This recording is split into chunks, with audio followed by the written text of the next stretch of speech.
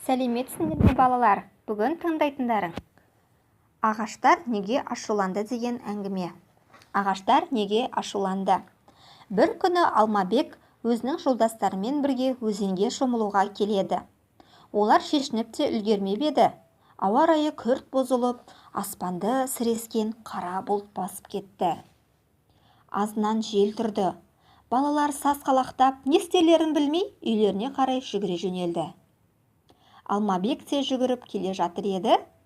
Ағаштың жыландай ысылдап майысқан бұдақтарының бірі кенет оның басынан кепкасын қағып ұшырып түсірді. Ол жалт бұрылып, кепкасын ұстап алмақ болып еді, жолдастарынан адасып қалды. Дәл сол уақытта адам айтса намықсыз ғажап оқиға орын алды. Орман іші азан-қазан жаңғырып кетті. Түйе беліндей жуан бәйтерек майысып келіп, Алмабекті баса жаздап, жолына көлденеңдеп тосқауыл бола қалды. Ал Алмабек болса қорыққаннан шыңғырып жіберіп, кейін қарай жалт берді. Сол кезде тұс-тұстан бәлем Алмабек, қолыма түстің бе?" деген ашулы дауыстар жамырап естілді. Алмабекте ес қалмады. Ағашы аздау бір жермен жүгіріп өтпекші болып еді, ұзын бір ақ қайың жапырақтары жалпылдап алдын тағы бөгей қалды. Алмабек кейін қарай жалт берді. Маңайындағы ағаштар су-су етіп төніп келіп қалғанын көрді. Бірнеше солқылдақ көк шыбық жотадан шып-шып еткізіп шырпып өтті. "Сендерге мен не жаздым? Мен сендерге не жаздым?" деп Алмабек жылап жіберді. Сол кезде төбесі көк тіреген, көпті көрген, көп жасаған орман атасы кәрі еменнің күжілдеген жуан даусы естілді. "Сенің жазығың сол. Біздің бірнеше жас шыбығымызды үйіңнің қасына отырғызбақ болып едің. Нағыз азап халге салып қойыпсың.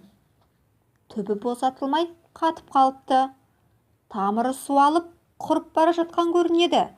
Осы қылығың адамгершілікке жата ма, балам? Ағаштан көргем не жамандығың бар еді? Жайқалып өсіп тұрсақ, ауылдың көркі емеспіз бе біз? Жазды күні мей қайнатқан ыстықта саямызға паналайсың, қысты күні азнаған бораннан қорғаймыз. Астыңдағы орындығың мен үстелің де қалам қағазыңа дейін ағаштан істеледі. Үйіңе қабырға болып та қаланамыз. Сен осыны неге түсінбейсің? Неге бізді бағаламайсың?" деді қарт емен. Істің мән жайы Алмабекке әбден түсінікті болды. Ол былай деді: "Кешіріңіздер, кешіре көріңіздер", деді Алмабек. "Кешіруге болмайды", деп солқылдақ көк шыбық тағы да төніп қалып еді, қарт емен оны бұтағымен қағып жіберіп тоқтатты. "Жә, шошаңдама, тұр былай, бала сөзін айтып болсын", деді. "Кешіріңіздер, мен отырғызған ағаштарымды бүгіннен бастап мәпелеп күтуге уәде беремін", деді Алмабек жыламсырап. Жарайды", деді қарт емен.